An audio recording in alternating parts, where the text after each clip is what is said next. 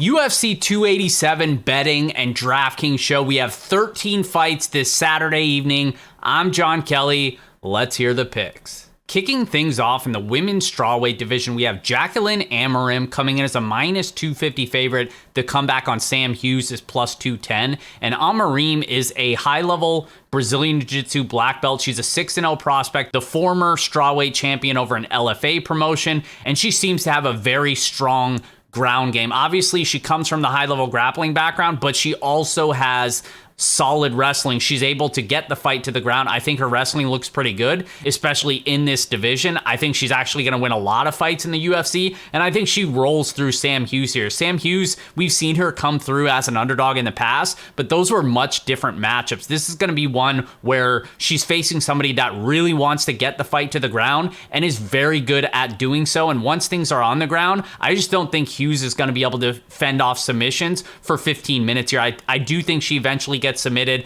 I don't think Amorim has much trouble getting it to the ground. Hughes defends takedowns right around 50% in the UFC, so it's not like it's going to be this huge ask for Amorim to get the fight to the ground. The one concern on the Amorim side is, yes, she has a good record. She trains at a good camp, an American Top Team. I mentioned the grappling, but most of her fights have ended inside the first round. There's just no footage of her getting extended, so we don't really know what that's going to look like. But honestly, I think she finishes this fight relatively early here, and even if she doesn't, my thing is I just don't see how Sam Hughes wins this fight. She's going to be very timid, staying on the outside, not looking to engage because she's afraid of that takedown threat, and then she's going to be taken down whenever she does engage or when Amorim just closes distance on her. So I don't really see the path to victory for Hughes. Even if she maybe starts to take over late, I think she's probably already down 2 rounds because I think a takedown or two is probably the round if that finish doesn't materialize. But either way, I think we got the newcomer Amorim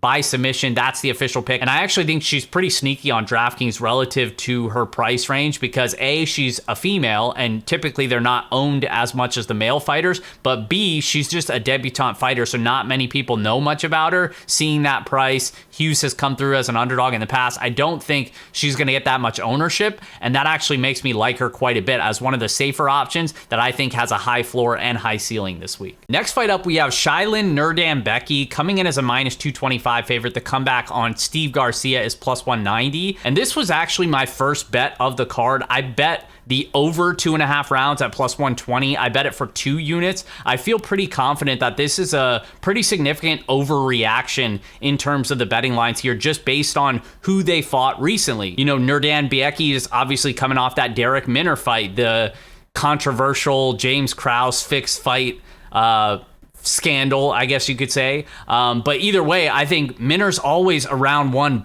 or bust guy, a guy who finishes in round 1 or gets finished in round 1 or early round 2. So Shailin being able to get him out of there early, whether it was fixed or not, is really not all that impressive to me. Historically, this guy is a lay and pray artist. He averages around 3 takedowns per 15 minutes, but he is not much of a finishing threat outside the Chinese regional scene where he did stockpile a bunch of finishes. But at the UFC level, he's a lay and pray artist. He's not really looking to pass guard, not looking to do a ton of damage on top, and isn't a huge threat to submit you. So I just don't rate his finishing potential all that highly in this matchup. And then on the flip side, Steve Garcia, the one thing I'll give him credit for is he does have power. 10 of his 13 wins have come by knockout. But let's be real, he fought Chase Hooper in his last fight and knocked him out in the first round. Chase Hooper is an absolute punching bag. So that is not like the craziest outcome to me. I still don't think Steve Garcia has like this crazy one-punch type of power against Nurdan-Beki, who I think is a pretty durable guy, who I think is going to be able to have success landing takedowns here against Garcia, who doesn't defend takedowns very well. So I think this is going to be a lot of takedowns by Nurdan-Beki and really just controlling, consolidating position on the mat. I don't think there's a high likelihood of a finish either way, and we're getting a little bit of plus money. So I backed the over 2.5 rounds at plus 120. The official pick is Nurdan-Beki by decision. And next fight up, this one's at a catch weight because Ignacio Bahamondes is a minus 360 favorite. The comeback on Trey Ogden is plus 280. And the reason it's a catch weight is because Bahamondes is actually coming in on short notice to replace Manuel Torres, who we know was supposed to fight Trey Ogden a couple weeks ago, ended up pulling out on fight day. So now Bahamondes, coming in on short notice, is a sizable favorite here, but I actually think the matchup is worse for Trey Ogden. Bahamondes, I don't rate him super highly in terms of his like ceiling potential, but he is a very good striker. He's long, he's big for the division, and he's powerful as well. Now, his striking defense is pretty much non-existent. So the guy does get hit a lot, he does get clipped, but he seems to be pretty durable, and he does have that solid first level takedown defense. We have seen him out-grappled when you can put him on his back on the regional scene, but the initial defense on those takedowns is pretty solid, and I think Trey Ogden is a guy who really struggles with that physicality. I talked about that in the Torres matchup. I think it's going to be even more so evident in this matchup against Bahamondes. I think he's going to struggle to get the fight to the ground, and I think that's where he needs to get it to be able to have a chance in this matchup, because I think on the feet, Bahamondes just touches him up and eventually gets him out of there. So we're going Bahamondes by knockout. That's the official pick. Next up, we have another women's strawweight matchup between Lupi Godinez, who's a minus 300 favorite. The comeback on Cynthia Calvillo is plus 250. And this one screams pass to me in terms of DraftKings and in the betting market. I think historically you can't trust either of these fighters. We'll start on the Godinez side, who I think is actually a talented fighter. The problem is her fight IQ is not always there. You know, taking that short notice fight up a weight class against Luana Carolina, we saw her kind of get exposed to a degree. The size she was struggling with didn't have as much success in the grappling, you know, only landed a couple takedowns there, shot a bunch. And when she's not able to have that grappling success, that's where she struggles, because she doesn't really have a backup plan. We saw it in the Angela Hill fight. She didn't even really look to wrestle all that much, and when she did, Angie was stuffing a lot of those takedowns, and we saw Godinez struggle there on the feet. And so it's clear that when she's at her best, she's mixing in the takedowns. She averages around 4.5 takedowns per 15 minutes. She's able to use her size and physicality and pace to kind of wear on her opponents and really dominate them. However, when she's not able to get those takedowns, I think that's where it starts to get much, much closer. Now, in this matchup against Cynthia Calvillo, I don't trust her even more than I don't trust Godinez, because Calvillo's on a 4-fight losing streak. She's coming off that split decision loss against Nina Nunes her last time out. She was finished in 2 of her last 4 fights as well. And in one of those fights against Andrea Lee, she was basically quitting on the stool. Certainly wanted out of there. I think retirement's probably right around the corner for her, or maybe just a change over in PFL or what have you. But either way, I just don't think you could put any type of confidence in her, because I'm not even sure she wants to be here. I'm not sure that she wants to fight. And from a skill set standpoint, I think Godinez is just going to be a little bit better than her wherever the fight goes. Is going to be able to use her physicality, and that's something that Calvillo has historically struggled with in terms of trying to out-grapple her opponents when she's not actually stronger than him. She's another one that she just really doesn't have a backup plan. I think that happens here against Godinez. I think Godinez gets the better of the striking and the grappling. So we're going Godinez by decision. That's the official pick. But again, I don't trust either of these fighters. I'm staying away this weekend. Next fight up in the middleweight division, we have my boy Joe Pyfer. Be like Joe Pyfer, coming in as a minus 190 favorite. The comeback on Gerald Meerschaert is plus 160. And you guys know this if you've been following me for a while. I'm big on Joe Pyfer. I liked him on Contender Series, liked him in his debut where he followed that up with a layup knockout win against Amedovski. I think he's actually getting a favorable matchup here as well. Gerald Meerschaert is a guy who still has name value because he's one of the most dangerous submission grapplers in the middleweight division, but he's also submission or bust. And he's like that in basically all of his fights. I don't see why this fight would be much different. And I just don't get the conviction for a guy like Meerschaert, who has to win by submission, who does have durability issues. He's been knocked out in 2 of his last 3 losses 3 times in his career. His striking is not very good. He gets hit a lot, doesn't play great defense. He just has to pull off a hero submission. And now looking at the Pyfer side, what does this guy have? He's got big power. They call him body bags for a reason. He's got powerful hooks on the feet. I think it's only a matter of time before he touches the chin of Gerald Meerschaert and gets him out of there. And in terms of the grappling, it's not like this dude's a complete putz on the mat either. He's got good wrestling. He's a very physical grappler. I'm not saying that he's a better grappler than Gerald Meerschaert, obviously, but I also just don't think, like, there's been other matchups that Meerschaert has had where it's like, oh yeah, if he gets this guy to the ground, he probably just cuts through him and submits him. Like, I don't think that's the case here with Joe Pyfer, especially if you expect Pyfer to be on top in those grappling exchanges, if they even hit the mat. And I'm not even sure that they do, because I think Pyfer has a really good chance to knock him out early on the feet, and I think that's the most likely outcome. So we're going Pyfer by knockout. That's the official pick. Next fight up in the heavyweight division, we have Carl Williams, a minus 410 favorite now. The comeback on Chase Sherman is plus 310. Carl Williams, we just saw about a month ago, and I do think Williams is going to be able to implement his game plan. We saw him just a month ago against Lucas Brzezinski, landed 8 takedowns in this fight. Yes, he's not the most technical guy going. He's very sloppy at times. His gas tank has been kind of iffy at times as well, but he's been able to push through that, and we've seen him be able to stick to his opponents, mat return them repeatedly. He landed 8 takedowns in that fight, out wrestled and controlled Jimmy Lawson, a former collegiate wrestling standout on Contender Series when he won his contract as a big underdog as well. I think the size is going to be a little bit different here against Chase Sherman, but I do think he is going to be able to land takedowns. Sherman doesn't really defend takedowns all that well. What Sherman does have is power on the feet. Of his 16 career victories, 15 of them have come by knockout. I do think he struggles to keep the fight standing, and he probably spends a lot of time on his back here. But I also don't really trust Williams at this price. Like, I don't think Williams is bulletproof enough in this matchup to be at minus 400, minus 500 like he was earlier this week. So I think Williams most likely lands multiple takedowns, gets his hand raised. So we're going Williams by decision, but I will say that Sherman is probably more live than these odds suggest. So I actually don't hate getting a small stab of Sherman depending on how many lineups you're making this weekend. Next up, we have another women's strawweight matchup between Luana Pinheiro against Michelle Waterson. Pinheiro now is a minus 160 favorite, with Michelle Waterson on the comeback at plus 140. And this is one that I think is very clear to me that if you are on the Waterson side, I think you just wait and play her live after round 1, because historically Pinheiro is a very fast starter. You know, she not only has a bunch of first round finishes on her record, but even in the fights that do get extended, round 1 is typically her best round. She's going to lean on that judo background, her grappling background as well. She is likely to land takedowns here. Waterson only defends takedowns at 67%. I don't expect Waterson's point karate style to do much damage in round 1.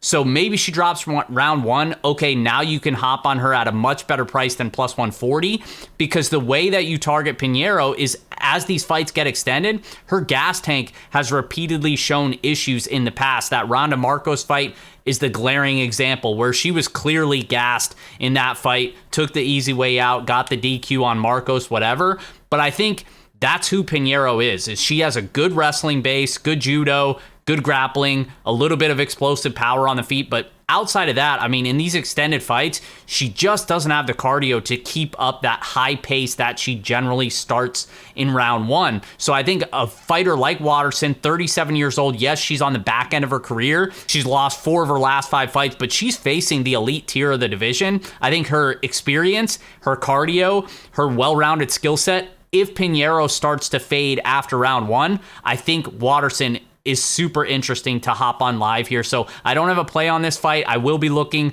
at Waterson live, assuming things go how I expect them to, but the official pick is going to be Pinheiro by decision. We'll see how it plays out.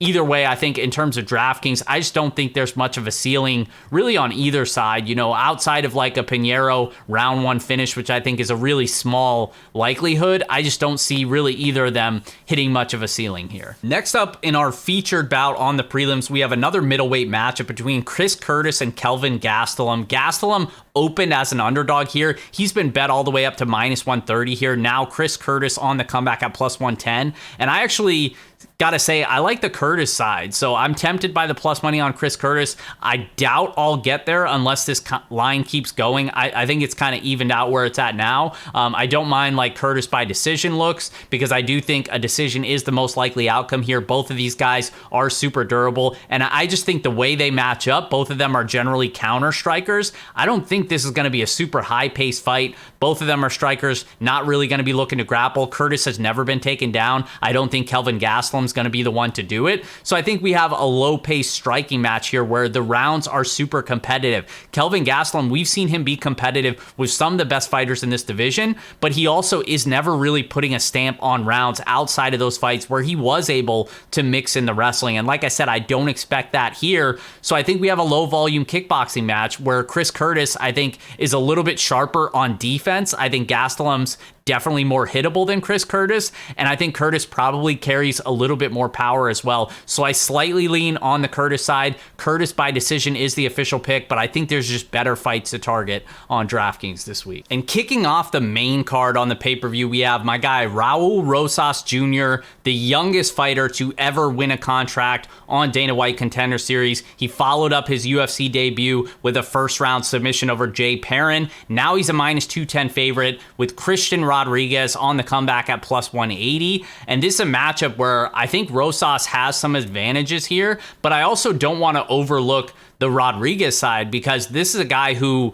gave Jonathan Pierce a couple sweaty moments in that fight, and Pierce is a respected fighter in this division. So I think that was kind of an eye-opener for people who didn't really know much about Christian Rodriguez. Formerly fought on Contender Series a couple seasons ago, fought Tracy Cortez's brother and beat him to a decision. Didn't win the contract there, but like I said, had some moments in Jonathan Pierce fight, and then followed that up in his second performance against Joshua Weems, who's another Contender Series grad, and he's not really a guy that's a super impressive win, but he did what he had to do, got him out of there with a first-round finish. So I don't want to overlook Rodriguez. I think he's got a well-rounded skill set. He has some finishing ability. I just don't think he can hang in the grappling against Rosas Jr. here. Rosas Jr. has shown us that he has good wrestling. We know he has great jiu-jitsu, and he showed us he has solid cardio as well. And I think that's going to play out in this fight, where Christian Rodriguez only defends takedowns at 56%. I mentioned he does have a little bit of power on the feet. He's not a terrible grappler, but he is not great at defending those takedowns. I think Rosas Jr. is going to be stuck to him from the opening bell.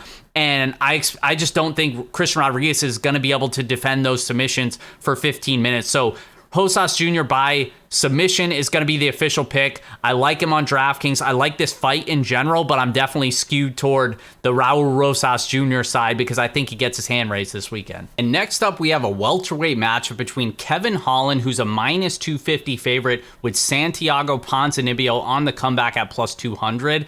And I feel confident in the Kevin Holland side. I think this is a very good stylistic matchup. I'll say it again. I've said it in the past as well. The way that I want to fade Kevin Holland is with guys that I know are going to implement the wrestling and push a hard grappling pace, because that's the way that you beat Kevin Holland is you take him down, you wear on him on the mat. He can't really defend takedowns, doesn't know how to get off his back, very comfortable to lose rounds, just kind of getting controlled on the mat. That's not what I expect to happen here against Ponzinibbio, who's primarily a striker, just like Holland. Holland's a great striker. He's going to have a huge reach advantage in this fight. He's going to have a big speed advantage, and I think that's going to be evident in this matchup in a guy who's aging towards the back end of his career like Ponzinibbio, who we've seen his last couple fights really just kind of look like a shell of himself. And I know he's had some good moments as well, but I just think the speed and the level of striking is going to really clearly favor the Kevin Holland side here, and I think Holland's going to be too much for him and eventually get the stoppage. So we're going Holland by TKO. That's the official pick. And next up, we have a fun matchup in the bantamweight division as Adrian Yanez comes in as a minus 180 favorite with Rob Font on the comeback at plus 160. And this is one that I think is going to be an absolute banger. We have two guys that are primarily strikers. I know Font has kind of talked about his wrestling. He might try to mix that in here, and he has actually been pretty successful when he does wrestle in the past. He is a solid wrestler. I'm just not sure if I trust him to do that. I do think this fight primarily plays out on the feet, and I think both guys are high volume strikers that both have power. Now, where I lean on the Yanez side is because I trust his power a little bit more, and I trust his durability a lot more, because Rob Font really has made a career of being super durable, high volume, one of the best jabs in the division, and it, like I said, can mix in the wrestling as well. But lately, that durability has really come into question. You know, he was dropped multiple times in that Jose Aldo fight. He was dropped 3 times in that Marlon Chito Vera fight. His last time out, his last 3 fights have been main events. So he's had 3 5-rounders in a row. This one's going to be only 3-rounders, but I think the accumulation of damage in those fights is really starting to catch up to him. Knocked down 5 times in his last 2 fights. Yes, he wasn't finished in those, but I think the finish is probably coming if you're taking that much damage and you're getting rocked that often. I think the chin's starting to go, and I think Yanez probably pushes it over the edge here. So Yanez by TKO is the official pick. Which brings us to our co-main event in the welterweight division, as Gilbert Burns comes in as the biggest betting favorite on the card at minus 450. The comeback on Jorge Gamebred Masvidal is plus 360. And Burns is coming off that first round submission win over Neil Magny his last time out in January. 9 of his 21 wins have come by submission. He obviously comes from a high-level grappling background. He's a dangerous submission grappler. He's got solid wrestling as well. And really, his striking is not as bad as some people make it out to be. Offensively, he does have some pop in his punches. He's explosive in the beginning of round 1. He is a guy that tends to fade as the fight goes on, though, and his striking defense is really been where he struggled. He is super hittable, and he's not the most durable guy. We've seen him knocked out twice in his career. He's been rocked or dropped multiple times throughout his career as well. And then on the flip side, Jorge Masvidal, I think, is being slept on in this matchup. Jorge Masvidal has had some really tough matchups.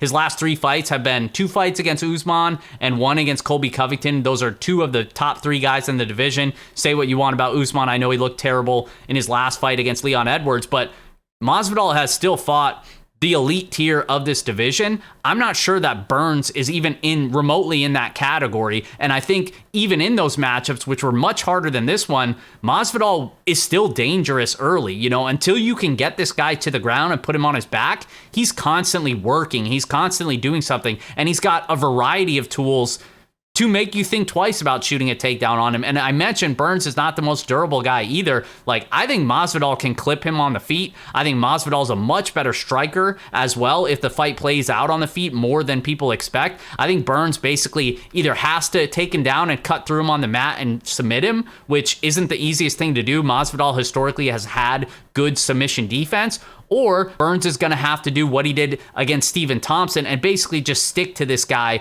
for 15 minutes as long as he can. But if he starts to gas, then I think the tides can really turn here. And I mentioned the power that Masvidal has in his home crowd in front of Miami here. I'm going with Gamebred to score the upset here. I think he's being absolutely slept on due to his recent matchups. I think this line is disrespectful, and I think this is a competitive fight, and I think it plays out in a really fun manner. So we're going with the underdog in Jorge Masvidal. I hope he gets it done this weekend. Which brings us to our main event, as Israel Adesanya, the challenger in the rematch, is a minus 135 favorite. The champ, Alex Pereira, is plus 115. And obviously, we just saw these guys fight last July. Pereira was down 3 rounds to 1, and he knocked out Israel Adesanya. Now, he was almost knocked out earlier in that fight. And I mentioned the rounds. Izzy was up 3-1. I think that's pretty similar to how the first fight between Usman and Leon Edwards went. And so I know the second fight was a different result than expected,